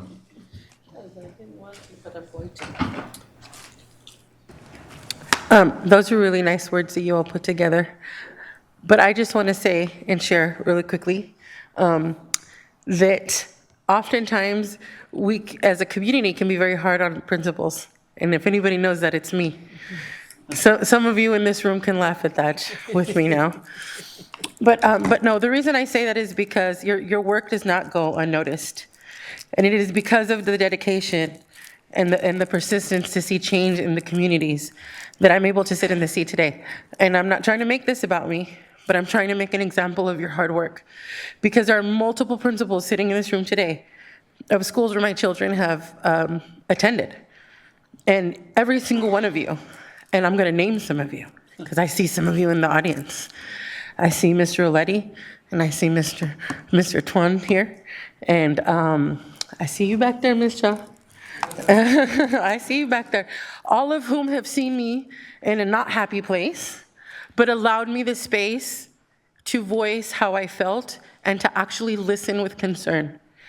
And that tells me that I'm in a space where we have principals in all of our sites who are doing the same thing. So it's an honor to be able to share these words with you, because it's not easy to sit up here, but it is easy when you have the support of folks who, even when they don't agree with you, allow you the space to do that. And I think that speaks volumes of not only the work that we do at the school sites as individuals, but just as a school district at large. So thank you for the work that you all do, and that includes you all who are sitting here, because at some point, you were principals yourselves. So, thank you for your work and your leadership as well.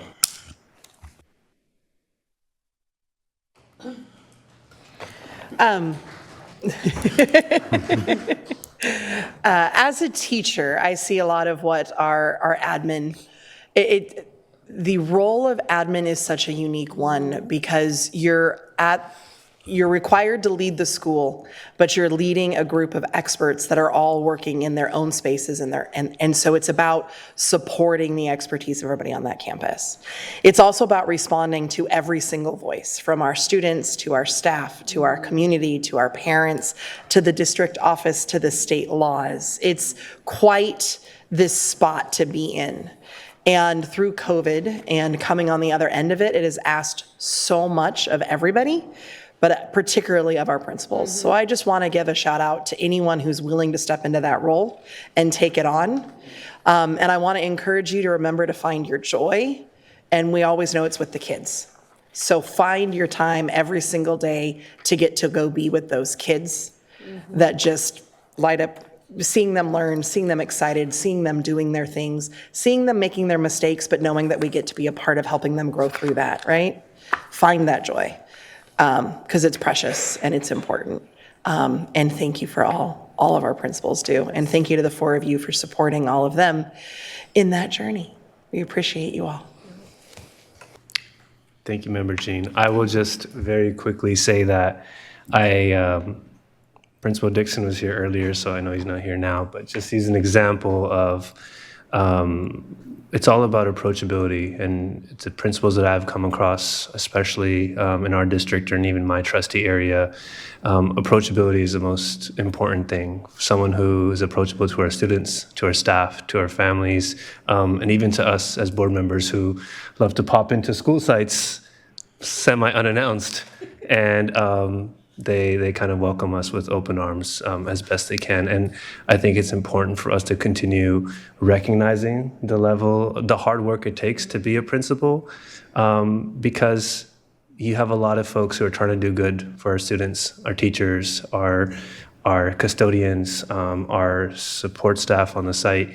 And it's a lot of stress to bear. It's not an easy job. So I'm glad there's a day that we can at least recognize them. And this is that day. So thank you so much for presenting. Appreciate it. That's it.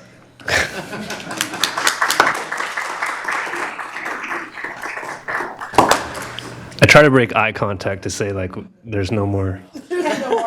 Like, look around. 10.5, celebration of National School Nurses Day. Is that also today? Okay, I'm just making sure. Can't be doing it the same day. It would not be fair for them to share. Okay, all right. Sorry, go ahead. That's okay. Okay. Good evening, Board President Singh, Superintendent Allen, and members of the board. My name is Noelle Estacio, and I serve as the Director of Health Services. I am honored to be here tonight to celebrate and recognize National School Nurses Day, which does fall on May 7th, not today. And we are fortunate to have several of our school nurses here tonight, and I would like to ask them if they'd like to come up to the podium so they can be properly celebrated.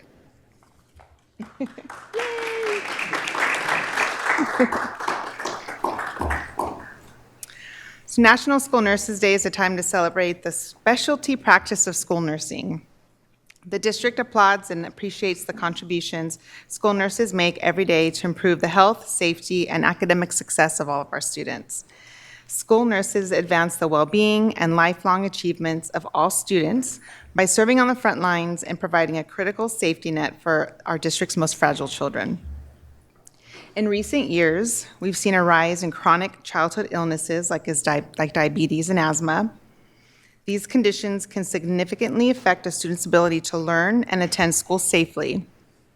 Our school nurses are essential team members who help to bridge that gap. This year, school nurses have written emergency care plans for over 3,000 students with complex medical conditions.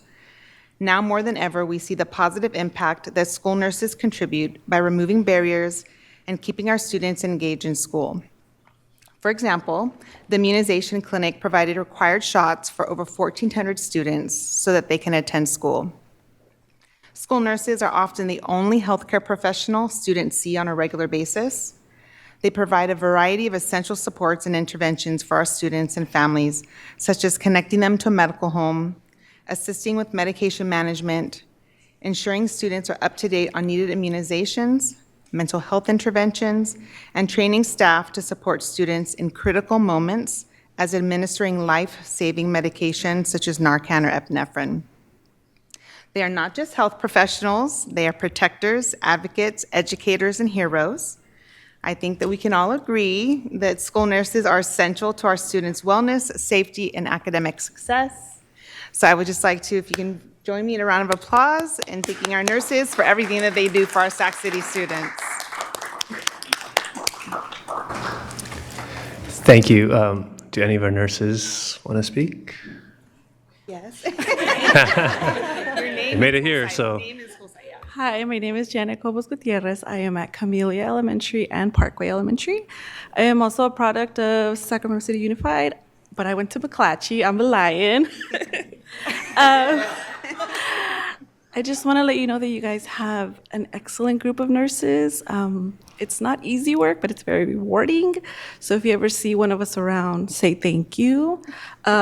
Gift cards are optional, but I just want to let you know that the students are in good hands. We do this work because we love it. I don't have any gift cards, but thank you. Thank you so much.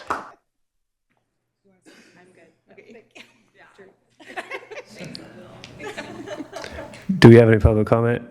We do not. We do not. I'm going to try to catch you one day at the same time and say we do not.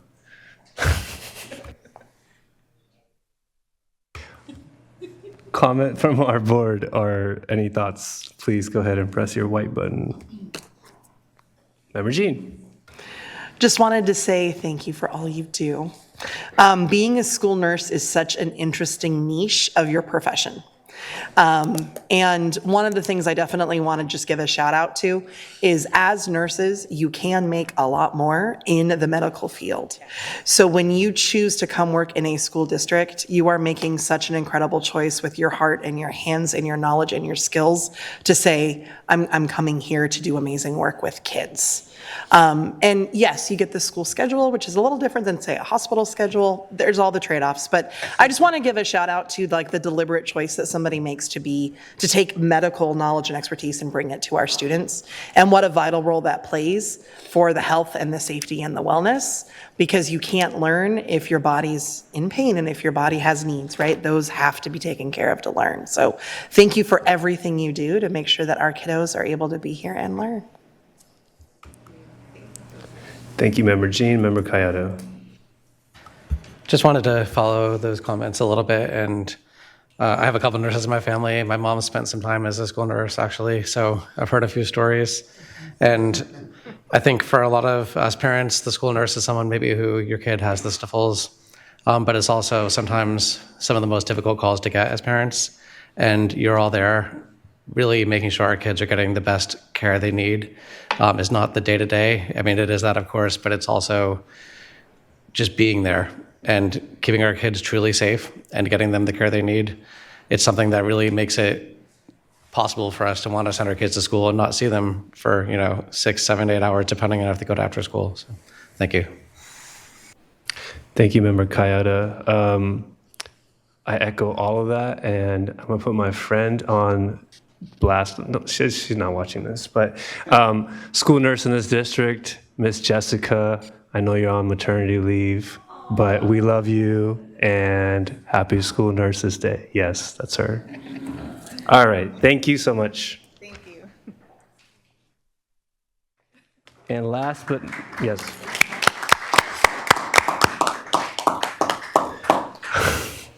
Last but not least, 10.6 recognition of May as Mental Health Awareness Month. I know you're ready to go home, so for your mental health, I will keep this brief. Yes, ma'am. Thank you. Board President Singh, Superintendent Allen, members of the board, and larger SCUSD community. My name is Liz Sturba. I have the pleasure of serving as your Director of Student Support Services, and I'm super excited to be here tonight to recognize May as Mental Health Awareness Month with you.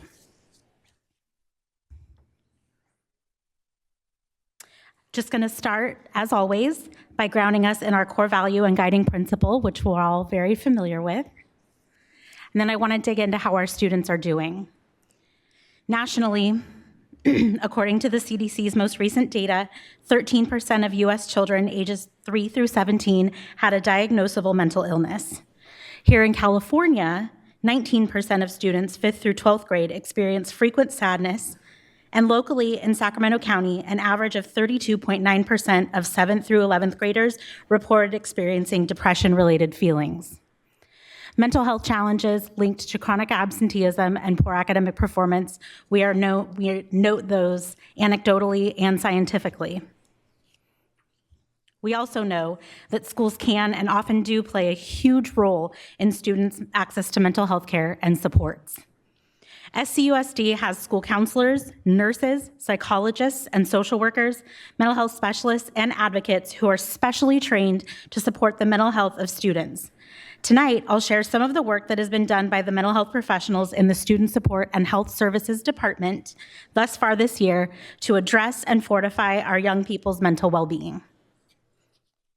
1,805 supports and linkages, meaning that mental health counseling was provided directly to a student by an SSHS professional, or they were linked to a community-based partner.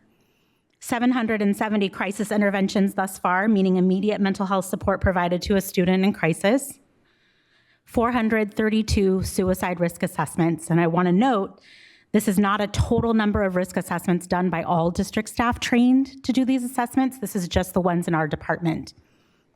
Many, many other supports are provided daily to strengthen and improve student mental health, from ensuring access to basic needs items, to supporting with peer relationships, and providing therapeutic group interventions. SUSD students are not only receiving support for mental health, they are actively working to offer it too. Last year's May is Mental Health Month resolution approved by the board created a Student Mental Wellness Council. It's a partnership between our department, Youth Development Support Services, and the Alliance for a Healthier Generation. This group of dynamic leaders has been working since February to plan a youth-led mental health awareness activity, and they are currently preparing to record the first 3 episodes of their podcast, Turn on the Lights, right? Come out of the darkness and into the light. It is a space by youth for youth to talk all things mental well-being. You may notice one of the sweet faces up there as our very own Justine. While the work of student mental health is our work all year round, we are especially excited each year in May when the nation turns its attention to this important topic. For 13 years, our department has created a campaign to help increase staff awareness about the mental health of our students and themselves by providing postcards and green ribbons, much like the one that board member Singh is holding up. This year's postcard that staff received, along with a green ribbon, is here on the screen and on your dais.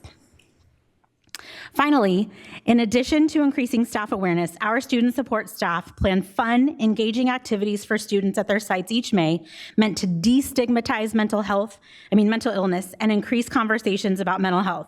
Some of these activities include a Spirit Week. This is what we came up with for Spirit Week this year. A chalk art festival with positive messages that the students left for each other. A kindness parade. A coping skills toolkit that kids could make and take with them, green ribbon artwork, and more. We're so grateful to the board's continued commitment to student mental health and well-being. Thank you for championing May as Mental Health Awareness Month.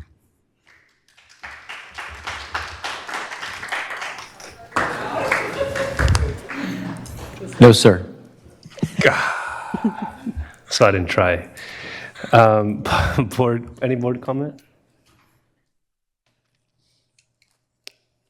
Member Ibarra. I just want to say thank you for this very important presentation. As we know, mental health is something that we've been hearing a lot recently in our board meetings about, and how much, it's very important, not just to us as a board. I think that as a board, we've all expressed that, right? At some point in one of our most recent board meetings, but also our constituents have made that very clear to us as well. So I think this is a very great space to just highlight not only the awareness around it, but the great work that's being done here in SUSD every day to support our kids with mental health services. And it starts in the classroom. And you know, a lot of our schools, when we go around and visit as board members, I can't speak for each of us, but I can speak for myself, and we see the great work that's happening around culture and climate and social emotional learning. It just goes to show that we're really invested in caring for the whole community.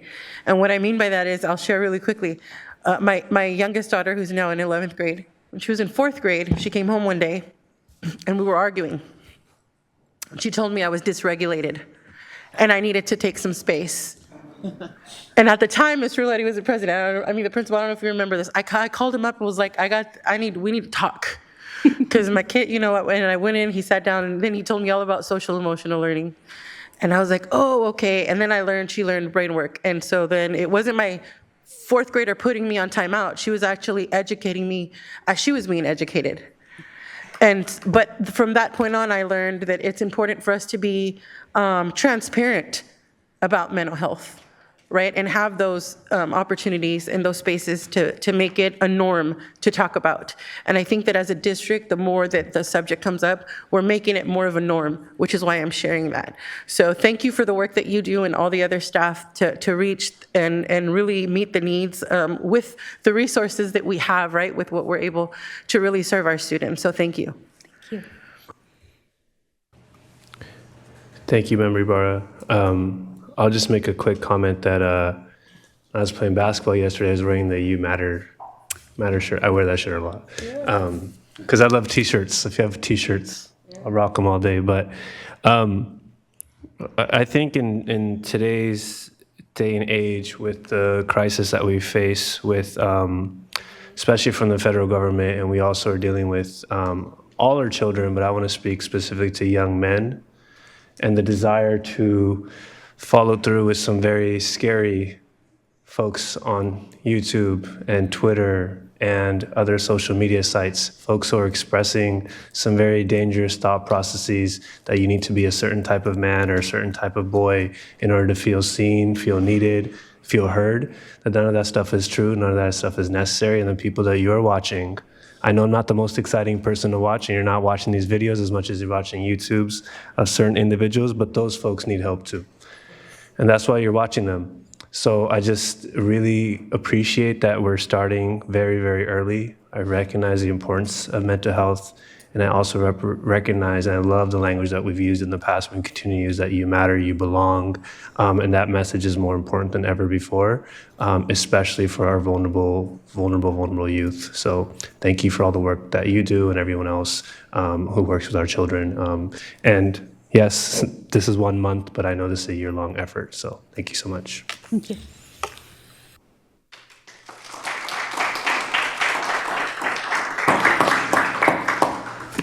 All right, with that, I will announce that we have 2 meetings left for the school year, so May 15th and June 5th. Oh, do we have 3? We have one after June 5th? I will be here for that last one too, apparently. No, it's not on here, so I was just I got ahead of myself. Never mind, school year doesn't end. 15th, and then June 5th, and then I'm gonna move to adjourn.